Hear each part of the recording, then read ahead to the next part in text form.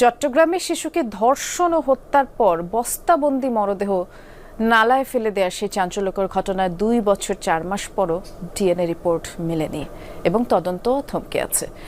বিচারের আশায় প্রশাসনের দ্বারে দ্বারে ঘুরেও ব্যর্থ পরিবার।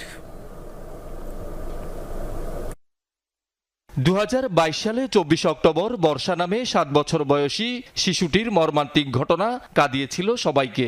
নগরীর জামাল খান সড়কে দোকানের পেছনে গুদামে নিয়ে শিশুটিকে ধর্ষণ ও হত্যার পর বস্তাবন্দি মরদেহ নালায় ফেলে দেয় দোকান কর্মচারী লক্ষণ দাস। 3 দিন পর মরদেহ উদ্ধার করে পুলিশ। এই ঘটনায় আসামি লক্ষণ দাস 164 ধারায় স্বীকারোক্তিমূলক জবানবন্দি দিয়েছে, অথচ 2 বছর 4 মাস পরও মেলেনি ডিএনএ রিপোর্ট। অভিযোগপত্র দেয়নি পুলিশ। সংবাদ সম্মেলনে এ নিয়ে ক্ষোভ প্রকাশ করেন নিহতের পরিবার ও শিক্ষার্থীরা।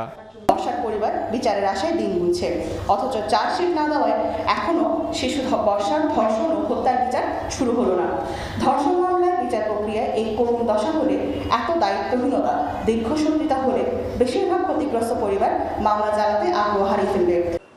মেয়ের কথা বলতে গিয়ে শোকে মুচ্ছা যাচ্ছিলেন নিহত বর্ষার মা। মেয়েকে ধর্ষণ ও হত্যার দ্রুত বিচার চান তারা। আমার মায়ের এই বিচারটা আমি যাতে দেখি, কিন্তু আমি পাই না। সরকার ব্যবস্থারই হচ্ছে গিয়া যে ব্যর্থতা, যে ওরা হচ্ছে গিয়া এগুলো এখনো করতে পারতেছে না, যার ফলে আমরাও হচ্ছে গিয়া ন্যায় বিচারগুলো অতি দ্রুত পাচ্ছি না।